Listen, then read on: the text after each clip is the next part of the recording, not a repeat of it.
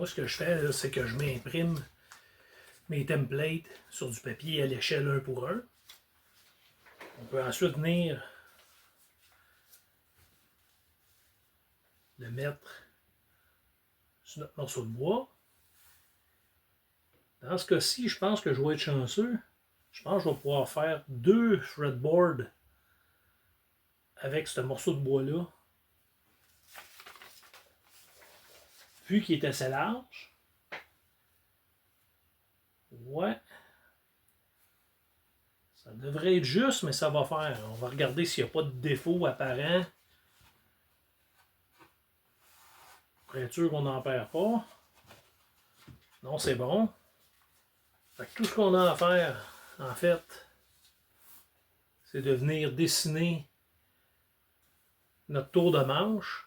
Ensuite de ça, on va se prendre une bonne équerre et on va venir couper au couteau chacune des frettes, bien centrées. Comme ça, on est sûr que notre instrument ne sera pas faux. Fait que c'est ça qu'on va faire.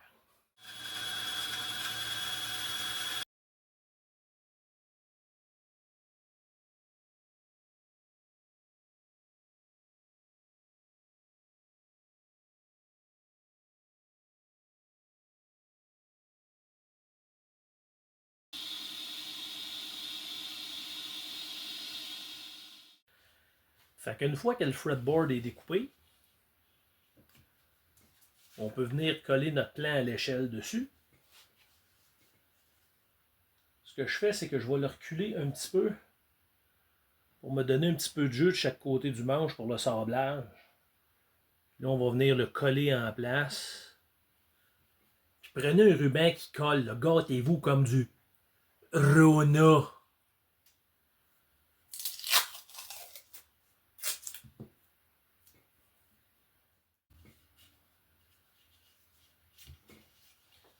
C'est ça que ça donne. On va pouvoir commencer à se faire des lignes. Ce que je fais aussi avec un plan comme ça, c'est qu'en fait, pour éviter d'avoir à mesurer le centre parfait de chaque frette, on le sait que le plan il est à l'échelle et qu'il est bon, on l'a mesuré. Ce que je fais, c'est que je viens juste couper toute la ligne de droite sur chaque. Je sais que ça va devenir le nouveau centre de ma frette, donc moi je sais qu'il va être centré. La seule que je fais les deux, c'est celle au début, celle de la note. On n'a pas le choix, il faut pouvoir mettre une note.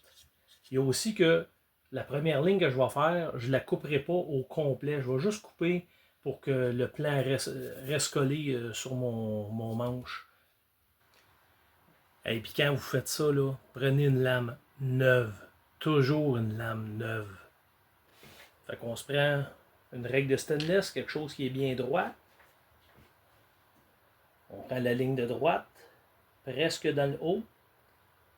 On vient pointer avec la lame. On fait la même chose dans le bas. Et puis là, on appuie légèrement pour ne pas dévier. Puis on repasse dedans quelques fois.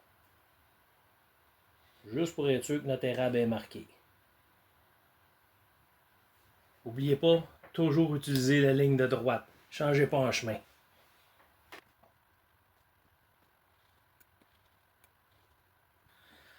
Là, c'est sûr, j'ai oublié de compter mes doigts en commençant, là, mais j'en ai 10, ça serait le fun de finir avec 10.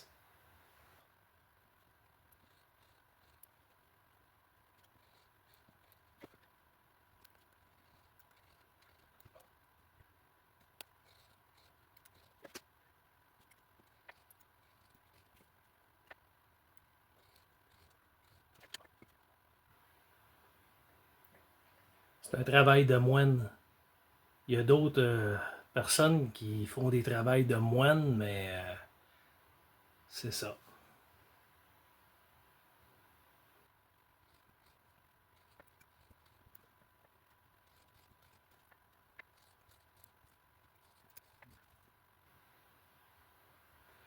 Puis comme dirait Ron Jeremy, on se revoit à la fin du manche.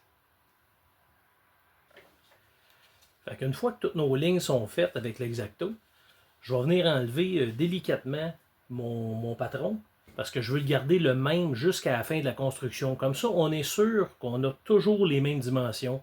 Même s'il y a une petite erreur sur l'impression, peu importe, même si on l'a vérifié avec un vernier, j'aime bien ça travailler toujours avec les mêmes règles, les mêmes rubans mesurés, les mêmes outils, les mêmes patrons. Comme ça, on est sûr que au moins l'erreur se répète jusqu'à la fin de l'instrument.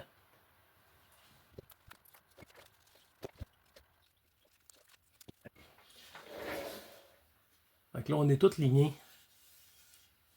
Ça va nous donner un bon guide pour approfondir ces fentes-là.